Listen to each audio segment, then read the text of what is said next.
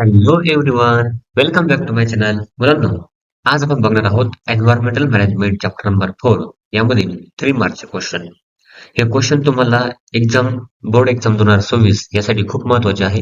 आपण घेत आहोत पीओक्यू 2025 2019 पर्यंत आणि या चॅप्टरला एकूण 7 मार्क वेटेज आहे.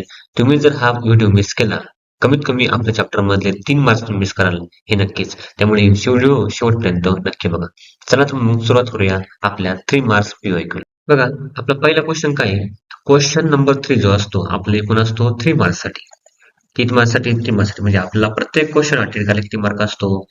3 मार्क असणार आहे. किती मार्क असणार आहे?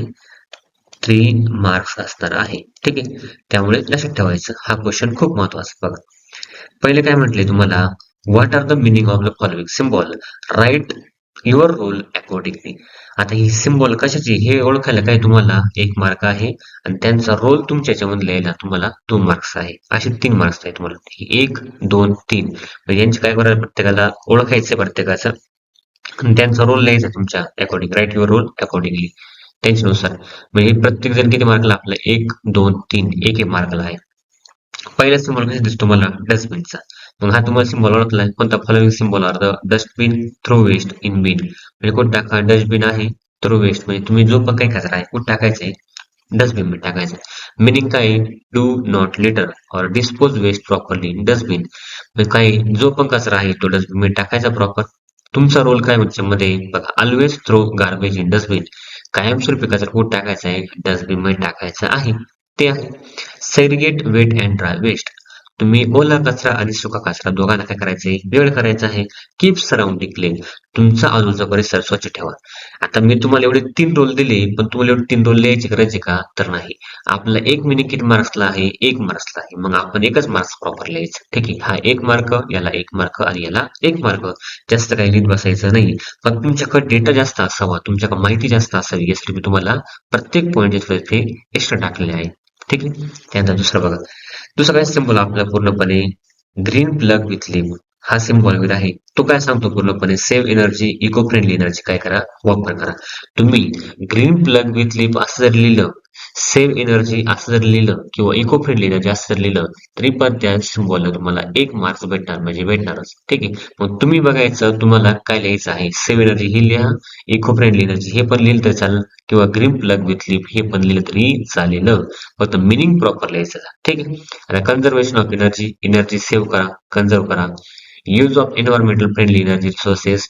जे पण एनर्जी रिसोर्स एन्व्हायरमेंट फ्रेंडली म्हणजे ज्या एनर्जी पासून एन्व्हायरमेंटला कोणताही धोका नाही अशी एनर्जी आपण वापरली गेली पाहिजे. यालाच काय म्हणतो आपण? ग्रीन एनर्जी म्हणतो. यालाच काय म्हणतो आपण? इको फ्रेंडली एनर्जी असं म्हणतो. मग तुमचा रोल काय याच्यामध्ये?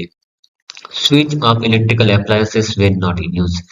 तुम्ही काय करायचं? तुमच्या घरामध्ये किंवा तुमच्या आजूबाजूला जर तुम्ही ऑफिसमध्ये सराउंडिंग मध्ये वावरत असाल, तर त्या भागामध्ये जर एका वेळेस पंखा सुरू असेल, फॅन सुरू असेल, एखाद्या अचानक म्हणजे लॅपटॉप वगैरे सुरू असेल, माऊस वगैरे जे तुम्हाला म्हटलं लॅपटॉप किंवा पीसी वगैरे असेल, जे पण इलेक्ट्रिक अप्लायन्सेस वगैरे आहे, जेवढे पण आहे तुमच्या घरामध्ये सुद्धा, जर तुम्ही त्याचा वापर करत नसाल तर तुम्ही त्यांचे स्विच काय करायचे? बंद करायचे. मग ती एनर्जी सेव्ह होऊन राहील असं पाठीमागं उद्देश वगैरे आहे. Use renewable energy like solar power. म्हणजे तुम्ही अशा एनर्जीचा वापर करा कोणता? जी एनर्जी रिन्युएबल आहे, परत परत आपण निर्माण करू शकतो. जसं की सोलार पॉवर आहे आणि इलेक्ट्रिसिटी काय करायची? सेव्ह करायची. म्हणजे असा तुमचा रोल पाहिजे. फक्त किती मार्क लिहायचं? 1 मार्कचा. तुम्हाला मिनिंग लिहायला काही सिम्बॉल ओळखायला 1 मार्क, पण त्याचा मिनिंग लिहायला 1 मार्क तुमच्या अकॉर्डिंग रोल लिहायला प्रत्येकाचा. त्यानंतर कोणतं? तसंच सेम याचं कोणतं? याचा 1, याचा 1 आणि याचा 1.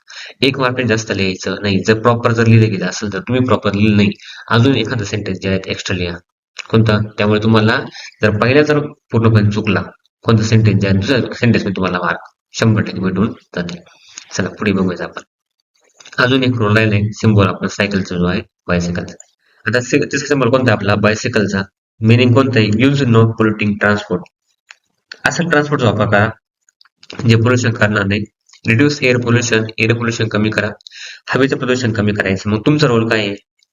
बायसिकलला प्रेफर करा. कमीत कमी डिस्टन्स जर तुम्हाला चालायचं असेल तर पेट्रोलचा उपयोग कमी करा. ठीक आहे. डिझेलचा उपयोग कमी करा. आणि कोणता? ग्लोबल वॉर्मिंग जे आहे पूर्णपणे कमी करायला मदत करा. ही तुम्हाला हा सिम्बॉल सांगते. कोणता? 3 नंबर सिम्बॉल जे आहेत. आता हा क्वेश्चन कोणता होता आपला? जुलै 2019 साठी. बघा, आपला एक सिम्बॉल 1 मार्क आलाय. 3 सोपे बरं हा. मला सांगा, जर तुम्ही प्रॉपर याचं नाव ओळखलं, डस्टबिन आहे, ग्रीन एनर्जी आहे किंवा इको फ्रेंडली एनर्जी आहे, बायसिकल वगैरे आहे, यांचे प्रॉपर रोल लिहा तुमच्या नुसार, तुम्हाला मार्क 100% भेटणार. हा झाला आपला पहिला क्वेश्चन. दुसरा क्वेश्चन बघूयात आपण. दुसरा क्वेश्चन आहे, write the factors affecting the environment. एन्व्हायरमेंटला असे कोणकोणते फॅक्टर अफेक्ट करतात, ठीक आहे, ते तुम्हाला लिहायचे. मग तुम्हाला फॅक्टर अफेक्ट कोणकोणते, फॉर एक्झाम्पल नॅचरल फॅक्टर काय काय, नॅचरल फॅक्टर असतील मग कोणकोणते, आता अर्थक्वेक आहे, फ्लड आहे, ड्रॉट आहे, सायक्लोन्स आहे, व्हॉल्कॅनिक इरप्शन आहे, लँडस्लाइड आहे, म्हणजे काही दरड कोसळणे वगैरे असेल, भूकंप वगैरे असेल, परत काय पूर वगैरे असेल, दुष्काळ वगैरे असेल, सायक्लोन वगैरे असेल, व्हॉल्कॅनिक इरप्शन असेल, हे फॅक्टर काय करतात, एन्व्हायरमेंटला अफेक्ट करतात, म्हणजे हानी पोहोचवतात थोडक्यात. अफेक्ट म्हणजे काय करणारे, हानी पोहोचवणारे. आता मॅनमेड कोणते, बघा मॅनमेड आर्टिफिशियल फॅक्टर कोणतं, डिफॉरेस्टेशन आहे, आपण जंगल तोड केली, आपण कंपन्या स्थापन केल्या, आपण पूर्णपणे शहरीकरण केलं, जास्तीत जास्त लोकसंख्या वाढली आहे, पोल्युशन वाढलं आहे, हवेचं, पाण्याचं, मातीचं, परत ध्वनी प्रदूषण वाढलं आहे, excessive use of natural resources, आपण खूप नॅचरल रिसोर्स वापर करतोय. हे सगळे फॅक्टर काय करताय, एन्व्हायरमेंटला अफेक्ट करताय. मग तुम्ही कसं लिहायचं, following are some main factors are affect the environment. मग पहिले लिहायचं कोणतं, नॅचरल फॅक्टर, त्याच्यामध्ये एक्सप्लेन करायचे, मॅन्युअल फॅक्टर त्याच्यामध्ये काही एक्सप्लेन करायचे. आता तुम्ही ही ओळ लिहिली, नॅशनल फॅक्टर लिहिली, हे लिहिली, आता ही झाली पूर्णपणे 2 मार्क्सची. आणि एका ओळीमध्ये अर्थक्वेक जे आहेत कसं अफेक्ट करतो ते ओळी लिहा, किंवा डिफॉरेस्टेशन कसं अफेक्ट करते हे ओळी लिहा. तर तुम्हाला कमीत कमी ही जे आन्सर आहे 3 मार्क्सला लिहायचे, त्यामुळे हे प्रॉपर लिहिलं गेलं पाहिजे असं. आता हा केव्हा विचारलाय, मार्च 2023 साठी. म्हणजे या चॅप्टरमध्ये मुलांना तुम्हाला तुमच्या मनाने लिहायला खूप स्कोप वगैरे असतो. मनाने म्हणजे कसं, तुम्ही चुकीचं लिहाल का, तर नाही. मनाने कोणतं 2 स्टेप वाईज जर लिहिलं, तुम्हाला 100% चे मार्क जे आहेत ते भेटणार म्हणजे भेटणारच. ठीक आहे. पुढचा क्वेश्चन बघूयात आपण. Write short note on the types of biodiversity. तुम्हाला शॉर्ट नोट लिहायची, टाइप्स ऑफ बर्ड्स टाइप्स किती, कोणता, जेनेटिक डायव्हर्सिटी आहे, त्यानंतर इकोसिस्टम डायव्हर्सिटी वगैरे आहे, आणि स्पेसिस डायव्हर्सिटी आहे. 3 टाइप्स आहे डायव्हर्सिटीचे. ठीक आहे. आता बघू पहिल्यांदा तुम्हाला बर्ड्स काय लिहायचे, टाइप्स लिहायचे आणि शॉर्ट नोट लिहायचे. ठीक आहे. मग बर्ड्स पहिल्यांदा डेफिनेशन लिहा. कोणतं, biodiversity mean richness and variety of living organism present in nature. Richness म्हणजे काय, जास्तीत जास्त ज्या व्हरायटी आहे लिव्हिंग ऑर्गॅनिझमच्या कोणत्या नेचरमध्ये, याला काय म्हणतो आपण, बायोडायव्हर्सिटी, ज्याला आपण मराठीमध्ये काय म्हणतो, जैवविविधता. याच्या अगोदर पण आपण हा क्वेश्चन बघितला आहे 2 मार्क्ससाठी. कोणता, जैवविविधता. काय विचारलं इथं, बर्ड्स म्हणजे जैवविविधता. ठीक आहे. आता बघा जेनेटिक डायव्हर्सिटी. जेनेटिक म्हणजे काय रे, जीन लेवल डायव्हर्सिटी आहे बघा. It refers to diversity among organism at the same species. Each individual shows the variation in gene. जीनचं व्हेरिएशन वगैरे असं, ती कोणती असते, जेनेटिक डायव्हर्सिटी. बघा example, every human beings is different from the other. प्रत्येक ह्युमन बिंग कसं आहे, वेगवेगळं आहे. ठीक आहे. Decrease of genetic diversity may lead to extinction of species. जेव्हा पूर्णपणे जेनेटिक डायव्हर्सिटी खतम होईल, म्हटले कोणतं, पूर्णपणे नामशेष होईल, तेव्हा काही आपलं जवळपास एक्सटेन्शन ऑफ स्पेसिस व्हायला, म्हणजे काही स्पेसिस पूर्णपणे संपायला वेळ लागणार नाही. दुसरी कोणती, स्पेसिस डायव्हर्सिटी. काय मग आन्सर बघा, it refers to variety of plant, animals and microbial species found in nature. आता ही जिनस वेगळी आणि ही स्पेसिस वेगळी. स्पेसिस म्हणजे काय बघा, मला सांगा, आता टोमॅटो प्लांट वगैरे असं, टोमॅटो, ठीक आहे. हा टोमॅटो प्लांटच्या भरपूर साऱ्या स्पेस म्हणतो आपण, कोणत्या, वेगवेगळ्या. आपल्याकडं वेगवेगळ्या व्हरायटीच्या स्पेस ज्या आपण कल्टिवेट करतो, म्हणजे कोणती स्पेसिस कुठे उगते पूर्णपणे, त्या स्पेसिसला इल्ड कुठे येते पाहिजे, कोणतं याच्यावर डिपेंड असतं. त्यामुळे स्पेसिस सुद्धा डायव्हर्सिटी आपल्यासाठी खूप इम्पॉर्टंट आहे. त्यानंतर forest, grassland and ocean shows the high species diversity. म्हणजे फॉरेस्टमध्ये, जंगलामध्ये, परत काय जमिनीवरती आहे, ओशन समुद्रामध्ये आहे, तुम्हाला भरपूर सारी स्पेसिस डायव्हर्सिटी बघायला भेटते. म्हणजे एकच प्राणी काय, भरपूर साऱ्या स्पेसिस ज्या आहेत. ठीक आहे. नंतर इकोसिस्टम डायव्हर्सिटी, त्याच्यामध्ये कोणतं आहे आपलं, मग फॉरेस्ट आहे, डिझर्ट आहे, पॉन्ड आहे, रिव्हर्स आहे, ग्रासलँड आहे, हे काही वेगवेगळ्या इकोसिस्टम आहे. म्हणजे पाण्यामध्ये वाढणारी इकोसिस्टम वेगळी, जमिनीमध्ये वाढणारी इकोसिस्टम वेगळी, जंगलामध्ये वाढणारी इकोसिस्टम वेगळी, डेझर्टमध्ये, वाळवंटामध्ये वाढणारी इकोसिस्टम वेगळी. या सगळ्या काय असतात, वेगवेगळ्या इकोसिस्टम असतात, लक्षात ठेवायचे. ठीक आहे. मी काय म्हणतो, मग each ecosystem has its own plants, animals and abiotic factor. प्रत्येकाचे वेगवेगळे अबायोटिक फॅक्टर वेगळे असतात, प्रत्येकाचे वेगळे प्लांट वेगळे असतात. फॉर एक्झाम्पल मला सांगा, प्लांट म्हणजे ओशन मध्ये तुम्हाला दिले, पॉन्ड मध्ये तळ्यामध्ये वाढणारी झाडं वेगळी असतात. बरोबर. रिव्हरमध्ये वाढणारी झाडं वेगळी असतात आणि कोणतं पूर्णपणे फॉरेस्टमध्ये वाढणारी झाडं जे असतात ते काय असतात वेगवेगळे असतात. तसंच सेम डेझर्टमध्ये त्यामुळे आपण कोणती डायव्हर्सिटी केली इकोसिस्टम डायव्हर्सिटी. मग सरळ सरळ बायोडायव्हर्सिटी डेफिनेशन लिहा. राईट शॉर्ट नोट नोट काय म्हणलंय बायोडायव्हर्सिटी जुलै 2023चा क्वेश्चन वगैरे आहे. तुम्हाला विचारलं कोणतं बायोडायव्हर्सिटी मग तुम्ही पहिल्यांदा जेनेटिक एक्सप्लेन करा स्पेसिस एक्सप्लेन करा किंवा इकोसिस्टम एक्सप्लेन आणि बघा तुम्ही पहिल्यांदा जेनेटिक लिहिली काय स्पेसिस लिहिली काय इकोसिस्टम लिहिली काय काही फरक पडत नाही. तुम्ही म्हणजे असंच लिहायला पाहिजे असंही काही नाही. तुम्ही स्पेसिस डायव्हर्सिटी पहिल्यांदा लिहिली जेनेटिक दुसऱ्यांदा लिहिली इकोसिस्टम दुसऱ्यांदा लिहिली काही फरक पडत नाही. फक्त या 3 डायव्हर्सिटी आपल्याला लिहिता आल्या पाहिजे पेपरमध्ये ठीक आहे. प्रत्येक किती मार्काला फॉर एक्झाम्पल आता ही 1 मार्काला ही 1 मार्काला ही 1 मार्काला 3 मार्काला 3 लिहायचे आहे. त्याची डेफिनेशन लिहायची प्रॉपर एक्झाम्पल लिहायची भेटलं तुम्हाला 1 मार्क. आपलं कसं असतं पूर्णपणे सायन्समध्ये हाफ मार्क जो असतो कोणता प्रत्येक पॉईंटला असतो. जर तो पॉईंट व्हॅलिड असेल तर तुम्हाला 100% हाफ मार्क दिला जातोय एका पॉईंटला. त्यामुळे हाफ मार्क सोडायचा नाही. ठीक आहे. आले लक्षात. आता मी इरेज करू इथपर्यंत. ठीक आहे. आणि तुम्ही महत्वाचं कोणतं चॅनल जर नवीन असाल चॅनल सबस्क्राईब करा व्हिडिओ लाईक करा व्हिडिओ जास्तीत जास्त आपल्या विद्यार्थी मित्रांपर्यंत शेअर करा आणि हा ही व्हिडिओ तुम्हाला कशी वाटली मला एक कमेंटमध्ये नक्की सांगायचं आहे. तुम्हाला कोणता टॉपिक आवडतोय कोणता त्याचं मला कमेंटमध्ये नक्की मेन्शन करा जेणेकरून मी तुम्हाला त्याच्यावरती लवकरात लवकर व्हिडिओ बनवून देऊ शकतो. चला पुढचा क्वेश्चन बघूया. बघा आता हे सिम्बॉल परत आले बघा फक्त सिम्बॉल कोणता ओळखला आपला वेगळा आलाय. काय म्हटले इथे explain the meaning of the following symbol. या सिम्बॉल तुम्हाला मिनिंग ओळखायचे. मार्च 2023 ला क्वेश्चन आलाय 22 ला सॉरी. क्वेश्चन काय मग हा पहिला आहे डस्टबिन सिम्बॉल लिहा डस्टबिन सिम्बॉल मिनिंग काय म्हणते त्याचा वेस्ट जे आहे कुठे टाकायचं पूर्णपणे डस्टबिन मध्ये त्याला 2 भागमध्ये ड्राय वेस्ट वेट वेस्टला काय करा पूर्णपणे सेग्रिगेट करा असं म्हटलंय. एन्व्हायरमेंट क्लीन ठेवा. बायसिकल आहे कोणतं जास्तीत जास्त पोल्युशन करू नका रिड्यूस करा कमीत कमी करा कोणतं एअर पोल्युशन जे आहे कोणतं इंधनाची बचत करा हे तुम्हाला म्हटलंय. तसंच वॉटरचं आहे कोणतं वॉटरचा प्रत्येक ड्रॉप जो आहे तो सेव्ह करा पूर्णपणे कन्झर्वेशन करा पाण्याचं आणि कोणतं केअरफुली वापर करा पॉईंट कमी कमी करा कोणतं पाण्याचे आहे हेच 3 ते बॉक्स घेतले. आणि हे पूर्णपणे तुम्ही असं लिहू नका कोणतं पहिले इकडे लिहिलंय दुसरं इकडे तिसरं इकडे लिहिलंय तुम्ही स्टेप बाय स्टेप लिहा. पहिल्यांदा फॉर एक्झाम्पल तुम्ही पहिल्या 2 ओळीमध्ये हे लिहिले पूर्णपणे 3 ओळीमध्ये लिहिले हे त्या दुसऱ्या 3 ओळीमध्ये हे लिहा तिसऱ्या 3 ओळीमध्ये 3 लिहा मग त्याला ए बी सी आणि या सिम्बॉलला पूर्णपणे पहिल्यापासून हे असतं बघा याला ए नाव दिलं असेल किंवा ए मार्क केलं असेल याला बी केलं असेल याला सी केलं असेल तर तुम्ही पहिल्यांदा ए मार्क करायचं आणि एचे पूर्णपणे ज्या तुमच्या 2 ओळी असेल त्या 2 ओळी लिहायच्या पूर्णपणे कशाला मिनिंग लिहायला सिम्बॉलच्या. त्यानंतर परत बी टाकायचं बीच्या 2 ओळी लिहायच्या पूर्णपणे आणि सी टाकायच्या सीच्या पूर्णपणे 2 ओळी लिहायच्या आहे. ठीक आहे असं करायचं आहे. तुम्ही जर लिहिलं तुम्हाला पहिल्या याच्यामध्ये दुसऱ्या याच्यामध्ये तिसऱ्या याच्यामध्ये हे मी तुम्हाला समजण्यासाठी कोणता एका स्लाइडवरती आणलेली ठीक आहे. पण तुम्ही असं लिहायचं नाही कोणता स्टेप बाय स्टेप लिहायचं. तुम्हाला विचारलं काय म्हणतं सिम्बॉल्स मध्ये विचारलं मग ए टाकायचं होतं फॉलोइंग सिम्बॉल डॅश मग तुम्हाला म्हणतो फॉलोइंग सिम्बॉल कोणता आहे डस्टबिनचा आहे. फॉलोइंग सिम्बॉल इज बायसिकल हे तुम्ही मिनिंग लिहायचं पूर्णपणे आणि तेच कोणतं फॉलोइंग सिम्बॉल लिहायचं कोणतं वॉटर ड्रॉप वगैरे आहे म्हणजे मिनिंग लिहायचं पूर्णपणे कन्झर्वेशन करा सेव्ह करा पूर्णपणे वेस्टेज जे आहेत ठीक आहे वेस्ट कमीत कमी करा असं तुम्हाला लिहायचं आहे. पुढचा क्वेश्चन बघूया आपण. पुढचा क्वेश्चन आहे काय म्हटले इथे why it is necessary to ban use of plastic bag. Plastic बॅगचा यूज बॅन करणं म्हणजे तो बंद करणं का महत्वाचं आहे. आता आपल्या सर्वांना माहिती प्लॅस्टिक काय आहे नॉन डिग्रेडेबल आहे म्हणजे काय ते लवकर सडत नाही किंवा कुजत वगैरे नाही डिकम्पोज करत नाही त्याच्यामुळे काय होतं माती प्रदूषण होतं सॉइल प्रदूषण होतं कोणतं ड्रेनेज सिस्टम आहे कोणतं त्याच्यामुळे ब्लॉक होऊ शकतं पूर्णपणे फ्लड वगैरे असं. आता प्लास्टिक जे आहेत ॲनिमल वगैरे खात कधी कधी तर त्याच्यामध्ये आता आपल्या इकडे शहरामध्ये खूप काही ठिकाणी भरपूर साऱ्या गाया वगैरे असतात कोणतं जनावर वगैरे असतात.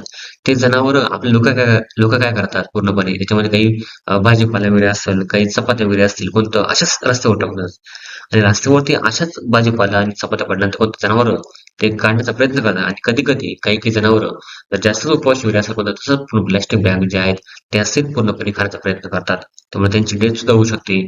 त्यामुळे कोणतं तेच परत जाळल्या त्यामुळे टॉक्झिक गॅसेस जे आहेत ते वातावरणामध्ये मिसळतात कोणतं वॉटर बॉडीमध्ये ते ऍड होतात पूर्णपणे आणि अशा प्रकारे काय करतात ते एन्व्हायरमेंटला हार्म करतात.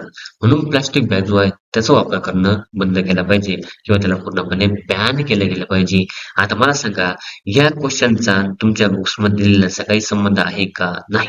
तुम्हाला हे पूर्णपणे 100% म्हणाले मला सांगा, तुम्ही जर तुमच्या मनात जर पॉईंट लिहिली प्लास्टिक बॅग का बंद केली गेली पाहिजे, याला मार्क्स तुम्हाला 100% भेटणार म्हणजे भेटणारच. आणि ते पण एकूण किती पॉईंट मध्ये लिहायचं तुम्हाला? 6 पॉईंट मध्ये लिहायचे. हा क्वेश्चन किती मार्कला आपला? 3 मार्क्स साठी क्वेश्चन आहे. म्हणजे आपले एकूण 6 पॉईंट जे आहेत स्टेप बाय स्टेप लिहिणं महत्वाचं आहे. जसं मी तुम्हाला सांगितलं तसं. समजा हा क्वेश्चन जर तुम्हाला याच्यामध्ये 5 नंबरला जर असं मुलांनो, तर इथं 5 नंबर टाकायचे इंडेक्स मध्ये. ठीक आहे, 5 नंबर टाकला. 5 मधला कोणता आहे हा पूर्णपणे? आता हे पॉईंट आहे 5 मधला. फॉर एक्झाम्पल पहिला आहे, त्यानंतर दुसरा आहे, त्यानंतर तिसरा पॉईंट आहे. असे स्टेप बाय स्टेप लिहून तुमच्या पुढं त्याचा आन्सर लिहायचे. ठीक आहे, तसं करून मी तुम्हाला पेपरच्या अगोदर पेपर कसा लिहावा त्याच्या स्टेप बाय स्टेप जे आहेत, कोणतं मॉडेल आन्सर जे आहेत कसे लिहावे, कोणतं स्टेप बाय स्टेप हे तुम्हाला सांगतच आहे. ठीक आहे, चला पुढे बघा. आपला 6 नंबरचा क्वेश्चन आहे. Explain the 3 different levels of biodiversity. मग तुम्हाला जे लिहायची जेनेटिक डायव्हर्सिटी काय, स्पेसिस डायव्हर्सिटी काय आणि कोणतं इकोसिस्टम डायव्हर्सिटी काय. मग मी तुम्हाला याच्यामध्ये जेवढे पण पॉईंट दिले एवढे काही लिहायची गरज नाही. फक्त तुम्हाला काय लिहायचं, याचं 1 मार्क्स लिहायचं, याचं 1 मार्क्स आणि याचं 1 मार्क्स. मग जेनेटिक डायव्हर्सिटी काय ते एक्सप्लेन करा पूर्णपणे. त्याच्यामध्ये एक्झाम्पल लिहा. त्यानंतर स्पेसिस डायव्हर्सिटी लिहायची, त्याची डेफिनेशन लिहायची, त्यानंतर एक्झाम्पल लिहायची आणि इकोसिस्टम डायव्हर्सिटी लिहायची, त्याचे एक्झाम्पल लिहायचे. आता पाठीमागच्या स्लाइड मी तुम्हाला समजून सांगितलं जेनेटिक डायव्हर्सिटी म्हणजे काय, कोणतं जीन लेवलची जी डायव्हर्सिटी आहे, म्हणजे काही जनुकां लेवलची डायव्हर्सिटी जी आहे. त्यानंतर स्पेसिस, स्पेसिस लेवलची प्रत्येक स्पेसिस काही वेगवेगळी आहे आणि काही इकोसिस्टम डायव्हर्सिटी, म्हणजे आपण ज्या एरियामध्ये राहतो त्याच्यामध्ये समजा डेझर्ट असेल, फॉरेस्ट असेल, ग्रासलँड वगैरे असेल, कोणतं याच्यामध्ये वाढणारी जी डायव्हर्सिटी आहे, कोणतं जैवविविधता आहे तुम्हाला सांगायची आहे. विविधता आपण त्याला म्हणतो. कसं डायव्हर्सिटी म्हणजे काय, विविधता आपण म्हणतो. मग तुम्हाला त्या लेवलची विविधता एक्सप्लेन करायची. जैवविविधता वेगळी आणि कोणतं डायव्हर्सिटी वेगळी. ठीक आहे, पण तुम्हाला अल्टिमेटली काय विचारलंय, बायो डायव्हर्सिटी म्हणजे काय, जैव विविधता. ते तुम्हाला लिहायची. कोणता 3 भागामध्ये डिवाइड केली आपण, जेनेटिक, स्पेसिस आणि कोणतं इकोसिस्टम डायव्हर्सिटी. पुढचा क्वेश्चन आहे कम्प्लीट द फ्लो चार्ट. आता तुम्हाला हा फ्लो चार्ट पूर्ण करायचा आहे. इकोसिस्टम बायोटिक कंपाऊंड आहे. आता तुम्हाला पहिल्यांदा कोण दिलंय, अट्रॉपिक दिलंय. मग आपल्या इथे क्वेश्चन लिहायचं आहे ट्रॉपिक. आता जे मी तुम्हाला ब्ल्यू मध्ये मार्क करून दिले, कोणतं ते कोण तुम्हाला पेपरमध्ये ब्लँक सोडलं होतं, त्यामुळे लक्षात ठेवायचं. ठीक आहे, प्रोड्युसर मध्ये प्लॅन तुम्हाला दिले. बघा ऍनिमल मध्ये बघा, हेटरोट्रॉपिक मध्ये कोणकोणते येतील, ऍनिमल्स आहे आणि डिकम्पोजर आहे. हेटरोट्रॉपिक म्हणजे काय रे, जे स्वतःचं अन्न, काही स्वतःच अन्न म्हणजे फूड जे आहेत, म्हणजे अन्न म्हणजे काय, फूड स्वतः काय करू शकत नाही, तयार करू शकत नाही, तयार करू शकत नाही. यांना काय म्हणतो आपण, हेटेरोट्रॉपिक. म्हणजे तुम्हाला लिहिले. ठीक आहे, अट्रॉपिक म्हणजे कोणतं असणार आहे, हेटेरोट्रॉपिक.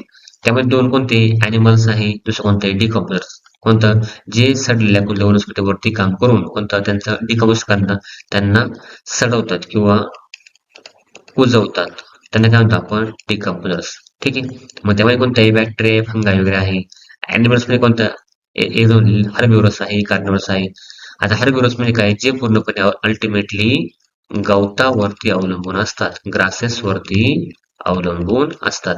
कार्निव्हरस जे कोणाला खातात पूर्णपणे, म्हणजे काही मांस भक्षण करणारे, काय करणारे, मांस खाणारे किंवा मांस भक्षण करणारे, याला काय म्हणतो आपण पूर्णपणे कार्निव्हरस म्हणतो. मग ऍनिमल्स मध्ये काय पूर्णपणे हर्बिव्हरस येतील, जे गवत खाणारे वगैरे आहे, आणि कार्निव्हरस येतील, जे मांस खाणारे वगैरे आहे. आता त्यामध्ये पण कोणतं, प्रायमरी कंझ्युमर्स, सेकंडरी कंझ्युमर्स आणि टर्शरी कंझ्युमर्स. आता प्रायमरी म्हणजे काय, जे अल्टिमेटली गवताला खातात ते कोणते आहे, प्रायमरी कंझ्युमर्स. आता गवतावरती जे प्राणी वाढतात त्यांना खाणारे कोणते, सेकंडरी कंझ्युमर्स. आणि सेकंड कंझ्युमर खाणारे कोणते, टर्शरी कंझ्युमर्स. हा तुम्हाला फ्लो चार्ट आहे. बघा किती सोपं फ्लो चार्ट वगैरे आहे, तो तुम्हाला लिहायचा होता. किती, जुलै 2019 हा क्वेश्चन वगैरे होता. खूपच सोपा क्वेश्चन आहे. ठीक आहे, चला पुढे बघूयात. बघा पुढचा क्वेश्चन काय आहे, how can biodiversity be conserve. तुम्हाला बायोडायव्हर्सिटी कशी कन्झर्व करता येईल हे तुम्हाला तुमच्या मनाने लिहायचं आहे. मग बघा, आपल्याला जो पुस्तकामध्ये डेटा दिलाय, आता तोच पूर्णपणे फॉर्मॅटिंग करून आपल्याला लिहायचा आहे. आता मी तुम्हाला किती दिले, एकूण 8 पॉईंट दिले. तुम्हाला किती लिहायचे, एकूण 6 पॉईंट लिहायचे. 6 ते 7 पॉईंट लिहायचे. एखादं जर चुकलं असेल, दुसरं एखादं ऍडिशनल एक सेंटेन्स लिहायचं. कोणतं, आपल्याला ठरल्याप्रमाणे प्रत्येक पॉईंट किती मार्क असतो, हाफ मार्क प्रत्येक पॉईंटला. त्यामुळे आपण 3 मार्क्सचा क्वेश्चन नुसार आन्सर लिहायचे आहे 3 मार्क्ससाठी. ठीक आहे. आता पहिला पॉईंट जो आहे हा पॉईंट काही ठरला नाही. ते फक्त लिहित आहे कोणता biodiversity can be conserve the following method. मग कोणतं मेथड? जे प्राणी पूर्णपणे रिअर आहे, एंडेंजर्ड आहे, कोणतं यांच्या प्लांट आणि एनिमल स्पेसिसला आपण वाढवलं गेलं पाहिजे किंवा प्रोटेक्ट केलं गेलं पाहिजे, वाचवलं पाहिजे. रिअर म्हणजे काय रे? ज्या दुर्मिळ प्रजाती वगैरे आहे, ज्या नामशून्य प्रजाती आहे, या प्रजातींना आपण सेव्ह केलं गेलं पाहिजे. आणि बघा, नॅशनल पार्क एस्टॅब्लिश केले पाहिजे. कोणतं? आता त्यांना राहायला जागा नाही. आपण बघितलं वाईल्ड लाईफ सेंच्युरी वगैरे आपण आता स्थापन करतोय. कारण का? काही काही प्राण्यांना पूर्णपणे राहायला जागा नसल्यामुळे ते नामशेष होत चालले. त्यामुळे आपण त्यांना वाचवणं गरजेचं आहे. त्यांना कन्झर्व करणं गरजेचं आहे. ते राखलं गेलं पाहिजे. त्यानंतर बघा, declaring some regions as a biosphere reserve. आता अशा काही काही जागा आहे, कोणत्या? त्या जागा डिक्लेअर करणं गरजेचं आहे. त्या घोषित करणं गरजेचं आहे की याच्यामध्ये बायोसाठी जास्त आहे आणि बायो डायव्हर्सिटी जास्त असल्यामुळे कोणत्या जागा कोणतं संरक्षण केलं गेलं पाहिजे. बघा, आता सोशल प्रोजेक्ट जे आहे त्यांचं इम्प्लिमेंटेशन केलं गेलं पाहिजे. कोणतं? For conservation of particular species. अशा काही स्पेसिस वगैरे असतात कोणतं त्यांच्या जागेवरती असे काही प्रोजेक्ट पूर्णपणे स्पेशल प्रोजेक्ट कोणतं इम्प्लिमेंटेशन करून त्या जागा ज्या आहेत ना आपण वाचवल्या गेल्या पाहिजे. हे महत्वाचं आहे. आता conserving all plants and animals and preventing their extinction. Prevent काय? थांबवलं गेलं पाहिजे. आता काही काही प्लांट बघा, कन्झर्व ऑल प्लांट्स अॅनिमल. सगळे झाडं जे आहेत आणि कोणतं प्राणी जे आहेत त्यांना कन्झर्व, त्यांना संरक्षण केलं गरजेचं आहे. ठीक आहे. त्यांना strictly following the environmental law and rules. आता कधी कधी माणसं बघतो आपण रूल जे आहेत फक्त आपल्या कागदावरती असतात पण ते आपण फॉलो करत नाही. त्यासाठी जे हंटिंग वगैरे आहे, हंटिंग म्हणजे काय? आता तुम्हाला हंटिंग म्हणजे माहिती आहे? मला कमेंट मध्ये सांगायचं. हंटिंग म्हणजे काय? हंटिंग म्हणजे काय? आपण अस्वैधिकरित्या कोणतं प्राणी जे आहेत, अॅनिमल जे आहेत, कोणता? अॅनिमल्स असेल, प्लांट वगैरे असेल, यांची हत्या करतो, यांना मारतो. आता यांना मारल्यामुळे काय होतं? आपली जी बायोडायव्हर्सिटी आहे ती काय होते? कमी होते. त्यामुळे कोणतं? यांना हंटिंग जे आहे, इलिगल हंटिंग जे आहेत, ती आपण पूर्णपणे बंद केली पाहिजे. स्ट्रिक्टली लॉ फॉलो केले पाहिजे, रूल फॉलो केले पाहिजे. ठीक आहे. आपण रेकॉर्ड मेंटेन केला पाहिजे पूर्ण कशाचं? बायोडायव्हर्सिटी आपल्या किती डायव्हर्सिटी आहे, किती नाही. आपले एकूण 12 हॉटस्पॉट वगैरे आहे, त्याची पूर्णपणे संरक्षण केले गेले पाहिजे. असं तुम्हाला याच्यामध्ये सांगणं गरजेचं आहे. आता हे पॉईंट तुम्ही कुठे कसे लिहिले? कोणतं? पहिल्या दुसरं लिहिला, दुसऱ्याला पहिला लिहिला तरी काही फरक पडणार नाही. फक्त मेन वाक्य याच्यामध्ये आले पाहिजे आणि बायोडायव्हर्सिटी कशा प्रकारे कन्झर्व करता येईल, आपल्याला राखता येईल, याचा आन्सर तुम्हाला तुमच्या भाषेमध्ये लिहिणं गरजेचं आहे. तुमच्या लँग्वेजला खूप महत्व आहे. ठीक आहे. या चॅप्टरमध्ये कुठं? एन्व्हायरमेंटल मॅनेजमेंटमध्ये. कारण हा पूर्ण आपल्या सराउंडिंग रिलेटेड चॅप्टर वगैरे आहे. त्यामुळे खूप महत्वाचं आहे. ठीक आहे. पुढचा क्वेश्चन बघूया. क्वेश्चन नंबर 9 काय म्हटलं आपल्याला? What are the meaning of the following symbol? बोला ना. हे जे सिम्बॉल आहे ना पूर्णपणे तुमच्या एक्सरसाइज मध्ये, कोणता? एक्सरसाइज मध्ये जेवढे पण असतील, तुमच्या बुक मध्ये जेवढे पण असतील, हे जे सिम्बॉल आहे त्या सगळे सिम्बॉल मी टाकले आहे. हे सगळे सिम्बॉल मुलांनो पाठच ठेवायचे किंवा लक्षात ठेवायचे. सगळे सगळे सिम्बॉल होतं. हे सिम्बॉल कधी ना कधी कोणता? जर तुम्हाला सिम्बॉल प्रश्न पडला 100% 3 मार्कचा क्वेश्चन जो आहे ना याच्यावरती पडतो म्हणजे पडतोच. कधी जर विचारला आपल्याला 2 मार्क्सचा क्वेश्चन जो आहे त्याच्यावर पडतो म्हणजे पडतोच. हे सिम्बॉल खूप महत्वाचे आहे. त्यामुळे सगळ्या सिम्बॉलचं मिनिंग वगैरे जे आहे त्यांचं रोल काय होतो एन्व्हायरमेंट अकॉर्डिंग ते पण लक्षात ठेवायचं. जर तुम्हाला हे पाठवून ठेवलं, आपण किती बघितलं आतापर्यंत, समजा हे 3 आहे, पाठीमागे 2 आहे. आता हा सिम्बॉल आवडते आपला, परत झाला वॉटर ड्रॉप्स होत. वॉटर ड्रॉपचे 2 सिम्बॉल वगैरे आहे. कोणतं? पाणी सेव्ह करा किंवा 2 हात वगैरे होते, हातामध्ये कोणतं पाणी वगैरे होतं असं सेव्ह केलं. ही शब्द महत्वाचे. सोलर एनर्जी आहे, ग्रीन एनर्जी आहे. आपण बघितलं कोणतं? ग्रीन प्लग सोबत काय होतं याचं सिम्बॉल दाखवलं. असे सिम्बॉल खूप महत्वाचे वगैरे आहे. ठीक आहे. आता बघा, तुम्हाला काय लिहायचं इथं? Meaning of the following symbol लिहायचे आणि त्यांचा रोल लिहायचा. हा क्वेश्चन परत रिपीट झाला. फक्त काय? सिम्बॉल चेंज झाले. मग पहिल्या सिम्बॉल काय आहे? रिसायकल, रियूज, रिड्यूस आहेत 3 रूल्स आहे. मग हा सिम्बॉल कसा आहे? पूर्णपणे रिसायकलिंग सिम्बॉल आहे. म्हणजे आहे त्या गोष्टी काय करा तुम्ही? रिसायकल करा. म्हणजे गोष्टी परत परत वापरा, प्लास्टिक वापर कमी करा, रिड्यूस करा, असं सांगणं म्हणणं आहे. ठीक आहे. बघा इथे काय म्हटलंय? Reuse and recycle waste material. Reuse करा म्हणजे काय? परत वापरा. कोणता? रियूज करा, परत परत वापरा. त्याला रिसायकल करा, कोणता? परत फॉर्मॅटिंग करा व्यवस्थित. फॉर एक्झाम्पल जे पण मटेरियल आहे त्याला परत परत वापरलं गेलं, त्याचा वापर जर कमी केला, कोणतं? आपण काय करतो? एन्व्हायरमेंट पोल्युशन कमी करू शकतो. मग तुमचा रोल काय आहे? तुम्ही 3R प्रिन्सिपल वापरलं गेलं पाहिजे. आता 3R म्हणजे काय नाही? रिड्यूस म्हणजे वापर कमी करा, परत परत वापरा आणि त्याला रिसायकल करा. ठीक आहे. पुनर्वापर करा. त्यानंतर separate recycle waste like the paper, plastic, glass and metal हे पण अर्थ होतो. तुम्ही रिसायकलेबल जे वेस्ट आहे कोणतं पेपर असेल, प्लास्टिक असेल, ग्लास असेल, मेटल असेल यांना काय करा सेपरेट करा. एकाच पूर्णपणे डस्टबिन मध्ये या सगळ्या गोष्टी टाकू नका. हेच मिनिंग होतं. आता पुढच्या स्लाइड मध्ये आपण दुसरा टेक्निक बघू. कोणाचा सेव्हिंग वॉटरचा. बघा दुसरा मिनिंग आहे आपला कोणतं तुम्ही वॉटर सेव्ह केलेलं पाहिजे. Water drop with the tap कोणता हा तुम्हाला सिम्बॉल दिलेला आहे. म्हणतो का सिम्बॉल कन्झर्वेशन करा पाण्याचा बचाव वगैरे करा. जास्तीत जास्त पाण्याचा गैरवापर करू नका. अवॉइड करा कोणता वेस्टेज ऑफ वॉटर ते म्हणून म्हटले. त्यानंतर तुमचा रोल त्याच्यामध्ये तुम्ही टॅप जे आहेत नळ जो आहे प्रॉपरली बंद करत चाला. पाण्याचा वापर केअरफुली करा, सावधगिरी करा आणि कोणता प्रॅक्टिस रेन वॉटर हार्वेस्टिंग करा. आता ही तुम्हाला तिन्ही रोल जे आहे एक्स्ट्रा दिलेली मी हा सिम्बॉल किती मार्कला आहे फक्त हा 1 मार्क्सला आहे, हा 1 मार्क्सला आहे आणि हा किती मार्कला आहे 1 मार्कला आहे. त्यानुसार तुम्ही लिहायचंय. मी तुम्हाला फक्त ऍडिशनल इन्फॉर्मेशन दिली याच्याविषयी तुम्ही काय काय लिहू शकतात हे महत्वाचं आहे. जे की तुम्हाला कोणी सांगणार नाही. ठीक आहे. त्यामुळे हे जो रोल आहे पूर्णपणे हे तिन्ही रोल जे आहेत त्याच्यामध्ये कोणता एक रोल कोणता तुम्ही लिहायचं. पहिले तुम्ही मिनिंग लिहा. कोणत्या याचा मिनिंग काय होतो आणि तुमचा रोल काय होतो ते तुम्हाला लिहायचंय. पहिले कोणतं याच्यामधलं एक वाक्य आणि त्याच्यामधलं एक वाक्य जे आहे जे तुम्हाला 1 मार्क्स मिळवून 100% देईल. ठीक आहे. दुसरं बघितलं आपण कोणतं टॅप वॉटर जे आहेत. आता तिसरं बघू. बघा तिसरं कोणतं आहे सोलार पॅनल जे आहेत. आता हे आपण माहिती ऑलरेडी कोणतं आहे ते रिन्युएबल एनर्जी. कोणतं बघा मिनिंग काय म्हणून use of renewable solar energy आहे. म्हणजे अशी एनर्जी जी आपल्याला परत परत निर्माण करता येऊ शकते त्याला काय म्हणतो आपण रिन्युएबल एनर्जी असं मिनिंग होतो. इको फ्रेंडली सोर्सेस वगैरे पण आहे हा कोणता एन्व्हायरमेंटल फ्रेंडली सोर्सेस वर आहे. मग तुमचा रोल काय आहे promote use of solar energy. म्हणजे तुम्ही काय कराल प्रमोट करा लोकांना सांगा की सोलार एनर्जीचा वापर करा किंवा तुम्ही स्वतः सुद्धा काय करा सोलार एनर्जीचा वापर करा. बरं install solar panels at homes and school. तुमच्या घरी तुमच्या शाळेमध्ये सोलार पॅनल इन्स्टॉल करा. त्याचा वापर करायला सुरुवात करा.